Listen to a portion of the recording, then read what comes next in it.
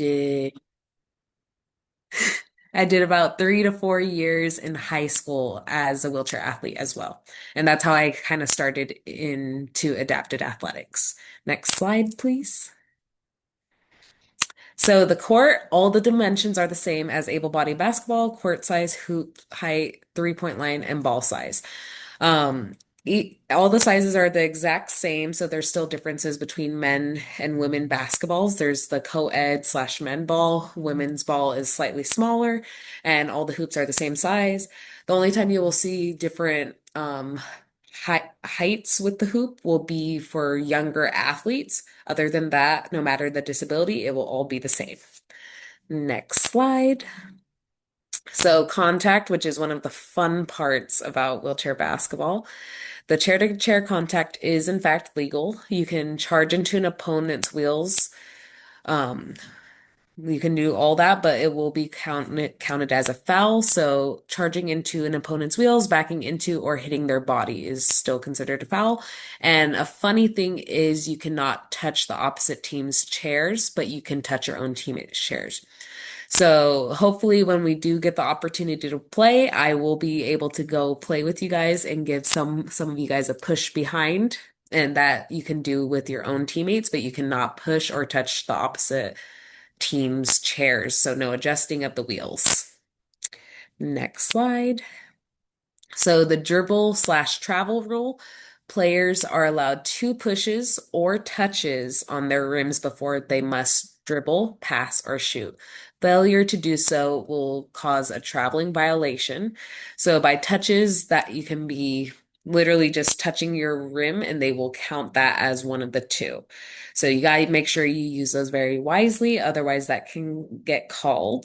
And I will say as a more higher classification, which we will get into that in a bit. As an athlete with a higher classification, it is a little easier for me to kind of get around this rule because I can utilize my hip and my core function to kind of assist me with moving around without needing to push or touch my rims as much while dribbling. So it can be a little more difficult if you're a lower classification with less core function. Next slide. Excuse me. So the double dribble rule, unlike able body basketball, there is no double dribble rule. Like you cannot double dribble because it accommodates all disabilities and allows for more efficient chair movement. So for those of you that have never played able body basketball, double dribbling is when you're dribbling the ball and you pick it up for an extended period of time and try to dribble again. That is not apparent for wheelchair basketball because there's just so much adjustments with the chair that it's not really fair and adequate for the game to have that rule still transfer over for wheelchair basketball. And it also does affect lower classifications as well. Like I previously said, people who have less function in their core or even in their hands, that can cause a big difficulty in change of skills. So, yeah. Next slide. Staying in the seat. Athletes must remain firmly in their seat. Lifting their butt off the seat to shoot or rebound will equal a technical foul. This levels out the playing field between lower classifications and higher classifications because sometimes, as someone who was learning to do wheelchair basketball, I did push up out of just regular reflex to shoot a basketball. My butt did lift out of the chair, which obviously not fair compared to other athletes who do not have use of their legs. And in addition to that, you cannot sit on your legs as well. So some athletes do have a preference that they feel more comfortable to be in a wheelchair seated on top of their legs, depending on their disability. But while they're in game, you have to either have them tucked under you or they have to be seated in your foot plate. Next slide.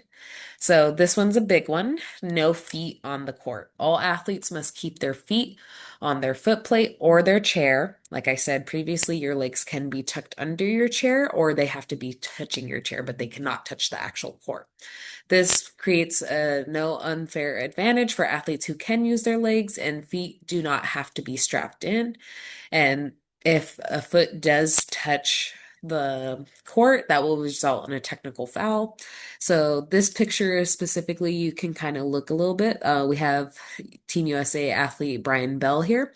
You notice how his foot is not, in fact, strapped in, but he does have a strap in the back, which kind of helps him still maintain movement with his foot, but his foot won't touch the ground because of that strap in the back. I thankfully have not had this issue, but I have seen a couple single leg amputees that have received a technical foul because of this result. Next slide. Classification system. Wheelchair basketball uses a functional classification system from 1 being the lowest function to a 4 or 5 highest function. A 1 to a 2, 5 is a significant trunk limitation, which could be an upper spinal cord injuries, and then a 3 to a 4, 5 is a full or near trunk control lower limb, which an example would be a lower limb amputee.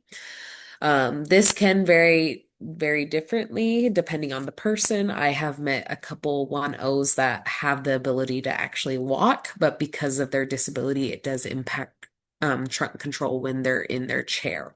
And they also do take into consideration your hand function in this as well while classifying you, because that can affect how one would push their chair compared to someone like me who has full function and is just missing their lower extremity. And then there is something called the 14-point rule, which a team's 5 players cannot exceed 14 points to ensure fair play. So what the refs do is be at the start of every match or every game, all athletes must line up and then they'll go through their classification. So the ref will ask them just to confirm because there will be a roster with the point system. And so they'll come up to me and I'll confirm that they have me under as a 4.5. And it's going to be the ref's job as well as the people who run the books to make sure that that rule is being upheld for every point. And if you go into co-ed games, so where men and women are playing together, women are actually classed down 1 point. So if my starting classification is a 4-5 and I get to play with men on a co-ed team, I would be considered a 3-5. That's to ensure that more women in those spaces get more opportunities to play to help grow the sport more. Next slide. So the anatomy of a sports chair. Wheels are angled outward 15 to 20 degrees, and this provides lateral stability and quicker maneuvering. So with this is called a camber with how the wheels are tilted out more. This allows, like I said, with the quicker mobility. So this allows for more pivots, easier to tip on a chair if you're someone who is able to tip up on the wheel. This also allows for easier ability to pop up or down versus a everyday chair. You have your wheels almost straight up and down, so 0 degrees, and that is a little bit more stiffer movement.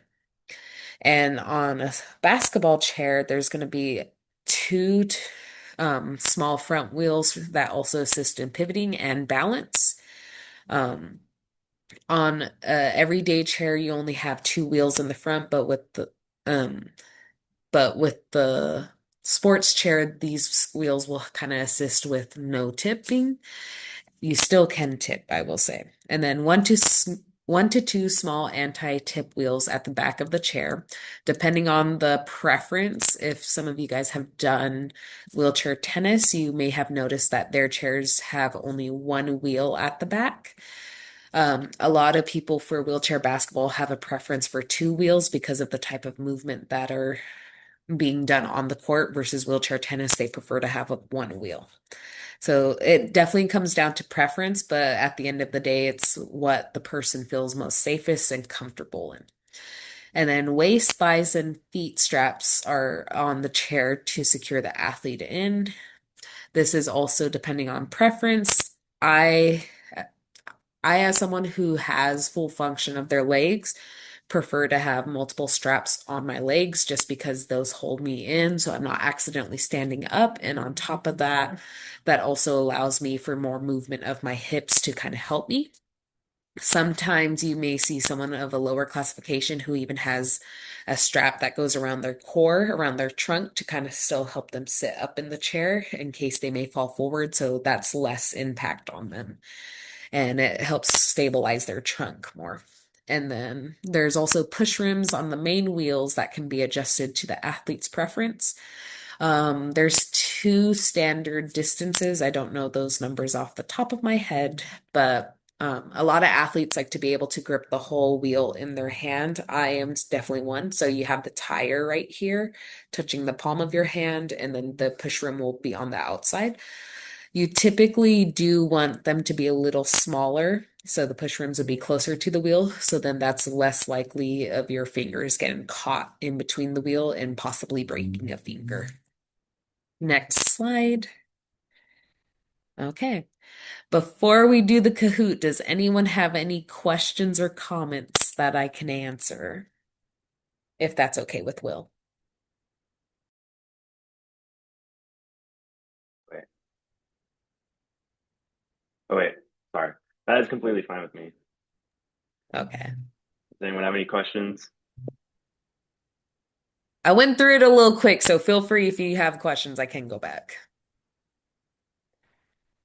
Okay. All right, I let's get think we're started. We'll see. We'll see what everyone's knowledge looks like.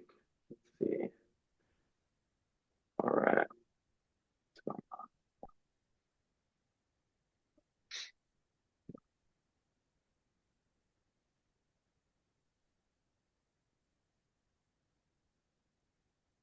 I was going to say, let me get that password.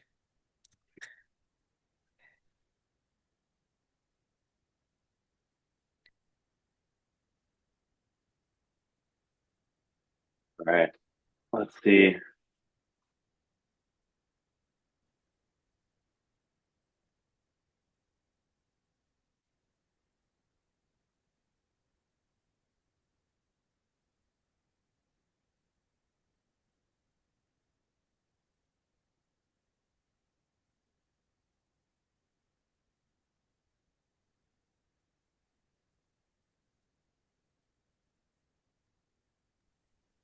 Alicia, you should play.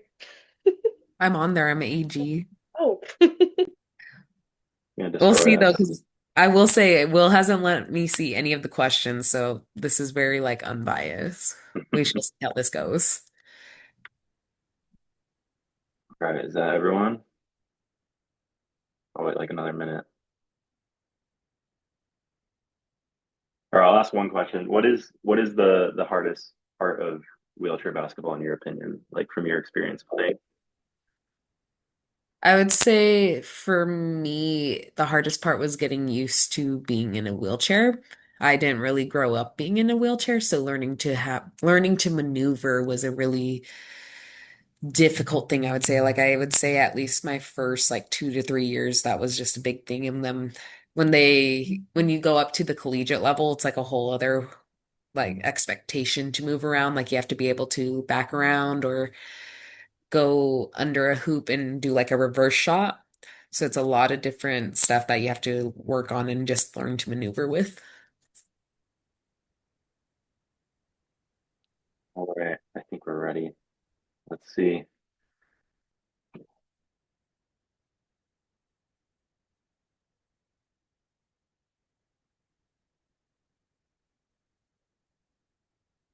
Okay. What group of people founded wheelchair basketball?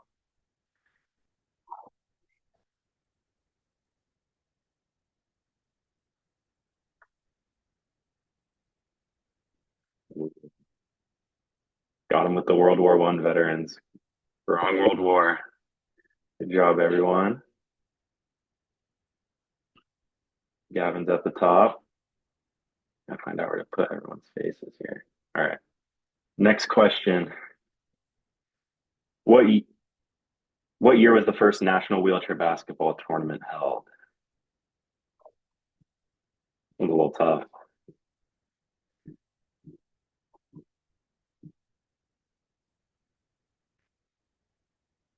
1949. One was a tough one. Gavin's holding on to the lead. Alicia only 2 points behind. True or false? Wheelchair basketball was not part of the inaugural Paralympics.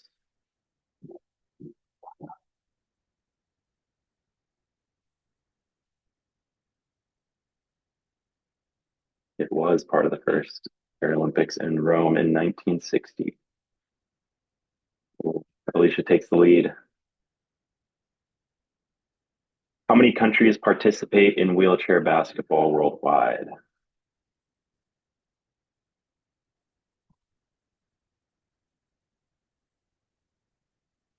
Nice. Almost everyone got that one.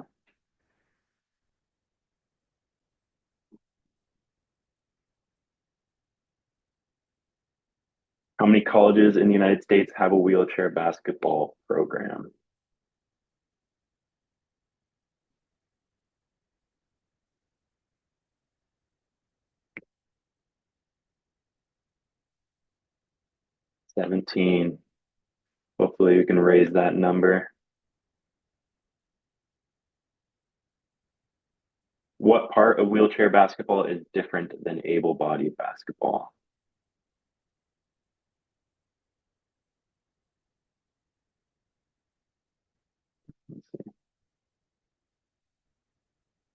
Nice. Everyone got that. Yeah, everything is the same. Alicia holding on to the lead. Halfway done almost. Which of the following is not considered a foul?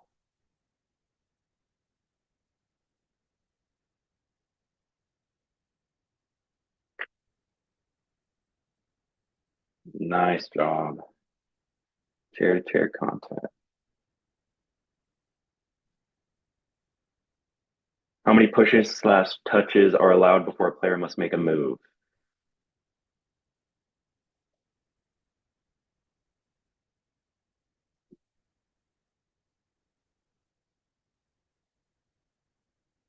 Oh yeah, now everyone's getting in the groove.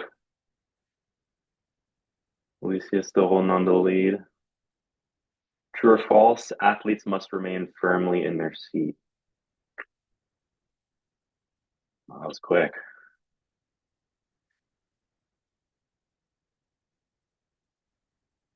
True or false? Feet must be strapped in at all times. Ooh, this is fast.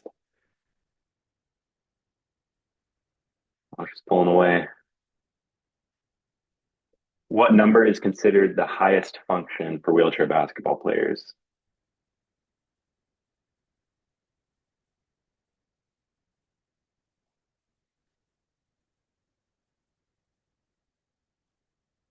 Nice job, everyone. 1.0 is the lowest uh, function classification. 4.5 is the highest.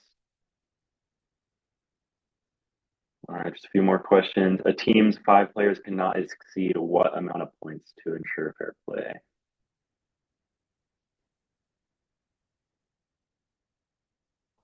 Job. The 14 people.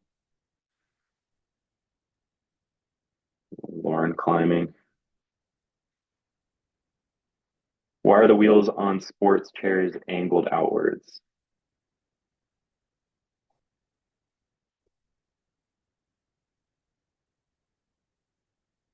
Nice job.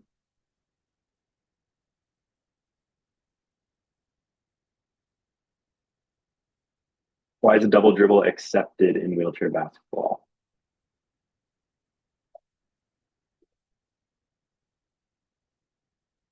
Two possible correct answers there. Evens the playing field for everyone, and then it also allows for more efficient chair movement.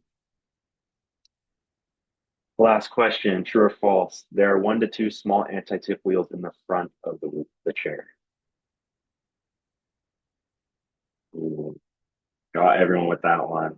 The anti-tip wheels are in the back of the chair. That was a tricky one. Let's see who's first. I wonder who. Good job, Jay. Nice job, Gavin.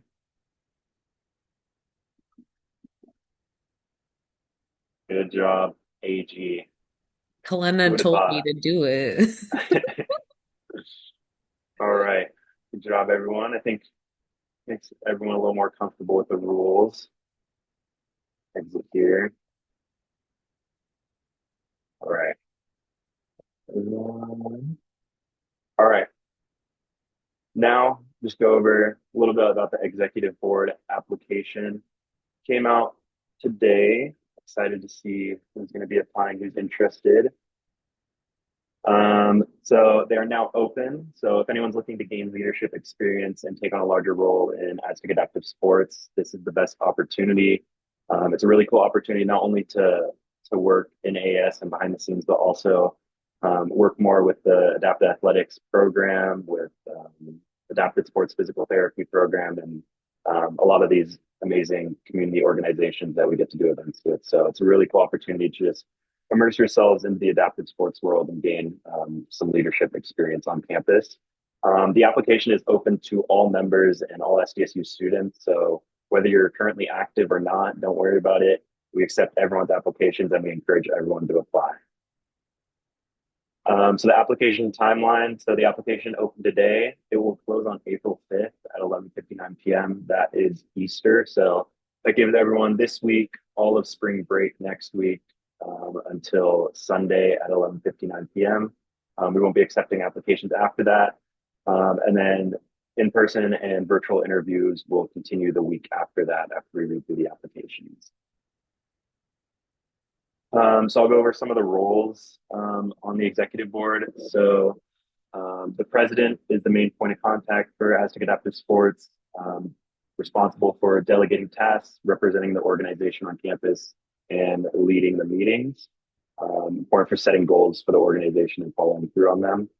The vice president is kind of the jack of all trades, so they're well versed in every area of involvement, can help out and step in wherever is needed. They ensure organization of the other board members and their duties, ensure the communication with them to make sure everything's on track. And then if the president is ever out for some reason, they will preside over meetings. We have a secretary too. Their main job to manage incoming and outgoing emails. They'll track membership points and then create documents for events, kind of making sure everything in the organization on the board side and on the membership side is organized. And then the treasurer, basically everything to do with the money in the organization. So organizing and following a budget, tracking the membership dues, planning and hosting fundraisers throughout the semester, and then applying for funding from the school, and then doing the whole reimbursement process for events. Media and marketing, manage social media and the website. So this role is really allows you to be creative in how you want to represent the organization and how you want to spread the message to the rest of the school and community. So find creative ways to represent the organization, and then at events, taking photos and videos to kind of track what we're doing and share it with everyone. And then lastly, last but not least, the event and outreach coordinators are going to be the main officers that are in charge of planning our on-campus events, do a lot of communication with other student organizations, and coordinating volunteering opportunities. So working a lot with organizations in the community, working a lot with organizations on campus to make sure we have fun and inclusive events for our organization. So those are all the roles. I encourage everyone to apply. Does anyone have any questions about the executive board application? All right, sounds good. Well, here is the point submission form. I want to thank Alicia for stopping by and helping out, helping explain the rules. Hopefully when we hit the court after spring break, she'll be there to help demonstrate and cook all of us on the court. But thank you so much for stopping by. Thank you for having me, and I look forward to seeing everyone do their best to play wheelchair basketball because it truly is a fun sport, and I just hope everyone gets to have fun when we get to play. All right. Thank you everyone for coming.